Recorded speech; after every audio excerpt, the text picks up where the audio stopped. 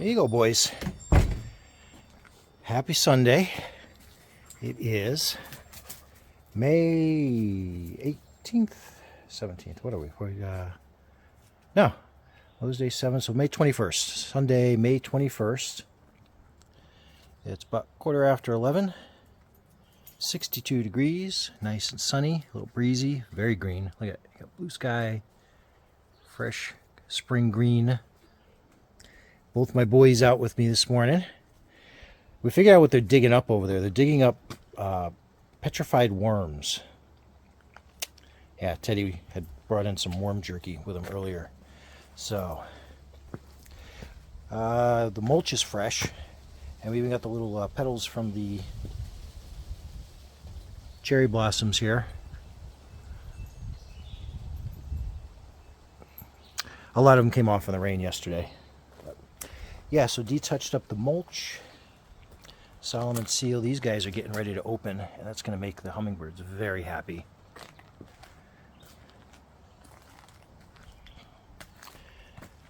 More growth here.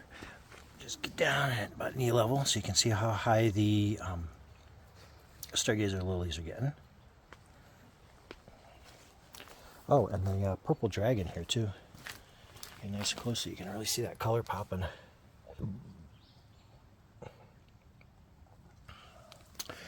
So, Wednesday night, Thursday morning, we had a frost up here. It got down to about 26 degrees. And most everything survived well. We were fairly lucky, except these hydrangea. I'm going to get out of the direct sun so the color can compensate. Look at all that brown. All those big, beautiful, healthy leaves that come along, and most of them are brown. Now we do have growth. These are actually totally new shoots down here. That one got a little more damage. This one seems fine. And some of the leaves do have some green in them, so I'm hoping there's enough to at least keep the stem alive until it can start pushing out some new leaves. That's the hope. And all you have to do is look at some of the insides here where you can see just some new stems starting. So we're hoping, fingers crossed. But otherwise, everything's doing well. The tulips, while they looked a little sad in the morning, they did still open up and straighten up during the day. And I think a couple of them might have been on their last legs already, or maybe they just died off a little early, but they didn't die off directly from the frost. So, other people in New Hampshire did not have it so easy with the frost, and I'm not sure it was just an elevation, or maybe because we get a lot of afternoon light, maybe there was enough residual warmth in the structures and the ground and everything to just last long enough into the morning. But what do you say, Sebastian? What else do we got to report on? And it's just that one hydrangea too, by the way, just those two shrubs. Over here, some of the leaves got, a little nipped, but just some of them. Overall, the plant is not only, nice and strong and healthy, but it's already starting to get its first flower grouping on there.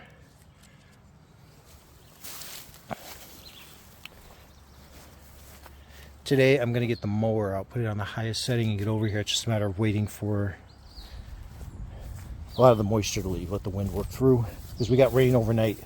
Yesterday afternoon and evening it was pretty heavy. Yeah, see, unfortunately these trillium, these got hit with the frost too. Just the petals.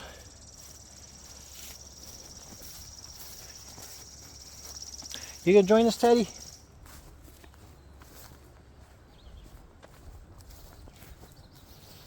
We have all the daisies around the yard starting. And those are high enough now that we can see them easily. Another good reason to wait a little while before mowing until everything gets high enough where you know where it is.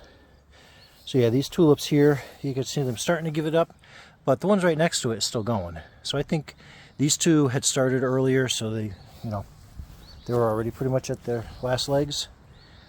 That bee balm is gotta be close to 8-9 inches, some of them, but at least 6 inches on almost all of it. So bee balm is coming great. Wisteria watch, nothing yet. that I can see. Over here, this peony has a nice big one up here, but it also has a second one down here.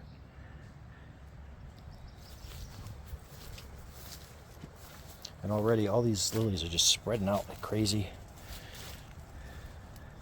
I gotta watch for the red beetles on these guys. In fact, I see some in there. So there's mulch in there. But, I don't know, maybe that is mulch that I see. Okay.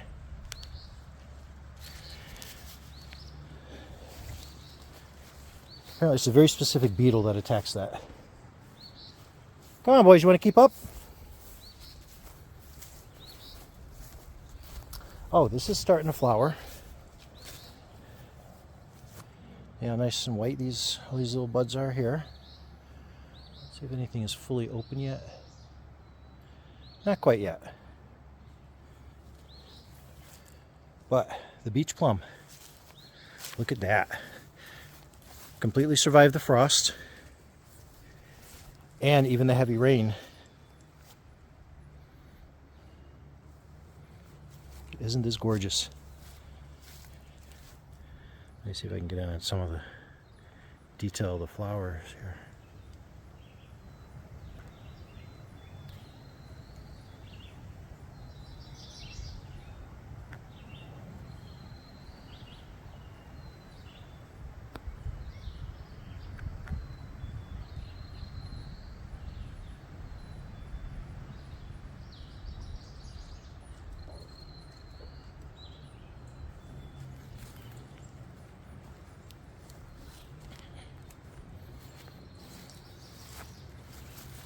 And this blossoms beautifully every year, but I do think we got more blossoms than we've had, at least last year, maybe the last couple of years. I'll have to go back and check. Along with the research that I started doing on this when I was trying to see if I could fix that branch or not, easy on me, buddy. These are male and female, the beach plums, so you actually do need both to get the fruit. Because we've only had a couple of years that the plums have showed up, and only one year that we got maybe a cup's worth. And these things are about the size of a black olive or something small like that, and maybe a green grape. And we had given them to a neighbor to make some jelly or jam out of, but there just wasn't enough. And I think only one other year we had like a couple on there that we saw, or maybe we saw some fruit starting and the birds got to them, but I mean, never more than a dozen actual fruits on there. So we're thinking that somebody somewhere in the vicinity may have the opposite gender beach plum, and just by chance the bees or the birds or somebody helped to pollinate those flowers. So this big hydrangea, looking happy. I don't see any real frost damage on here at all.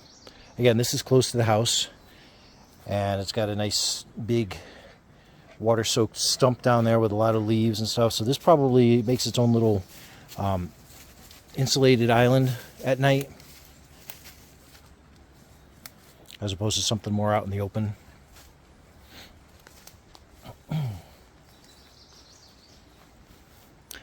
Dee was able to work in the mulch all back here, despite everything getting big.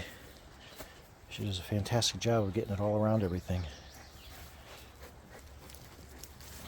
And these over here are blueberries. These are wild blueberries. So those are flowering. We should get a bunch of fruits on there. They're going to be tiny, but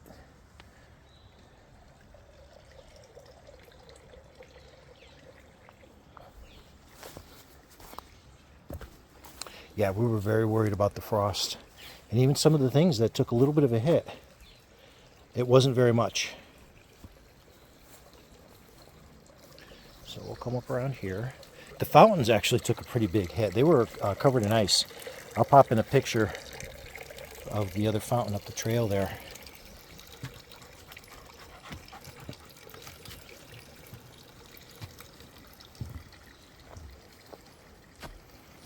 What is Grandma going to say if she knows you're walking through your mom's flower beds? You're not supposed to be in there. So Dee actually kept working this one up here and defined the path more. So now it's much wider. Thank you for the reference there, Sebastian. And just cleaner. And level. A little more even. So the nicer it is to walk through there, the more likely you are to take the stroll and maybe pick up any branches that came down. So for the most part, the only mulch we have left to do is just this main big path here, which we may do in red or we may do in brown. I think this is our best patch of May pinks so far this year, the biggest.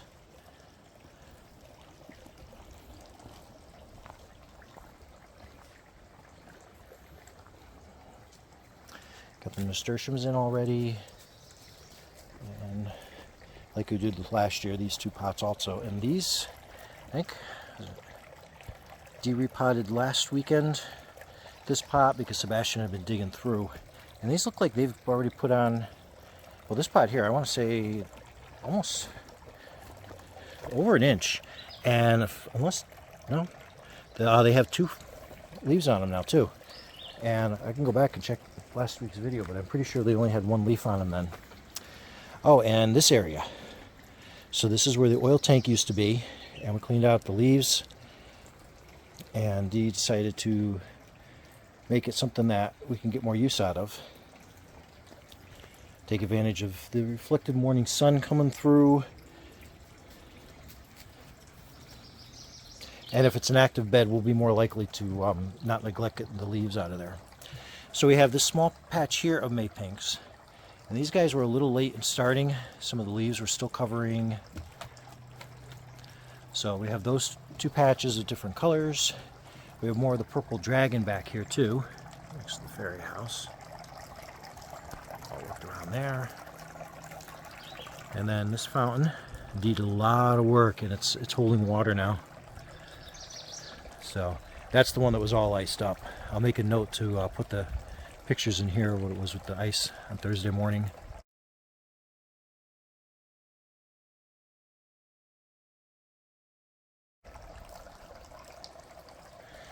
All right, Sebastian, what else we got to look at? We did bring in the coleus. In fact, I got to put that back outside when we knew the frost was going to hit. So we have the foamy bells over here. Sebastian, getting bigger, getting a lot bigger. And this peony here, I don't see a flower head on it started yet, but this one has one right here. So we're keeping an eye on that. And the clematis, it's not only thriving, doing fine despite the frost, but it's already starting to form for flowers. And look at this one, all over, and all at the tops. The flowering is going to start. So that will absolutely happen this week, and it is starting to grab onto this twine we put up here, so hopefully it'll grow on its own there. Oh, you're right, Sebastian, the rose.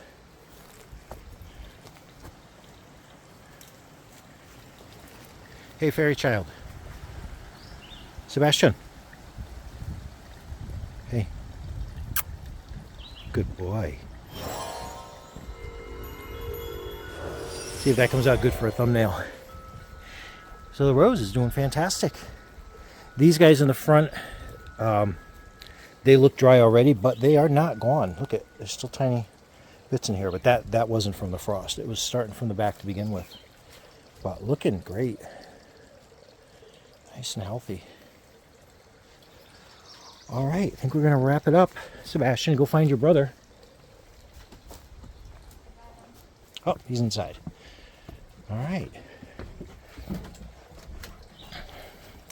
So there we go. A lot growing, a lot happening, but more of the same. Just kind of getting exciting as things are getting bigger, and we'll start to see the next set of what's going to start flowering.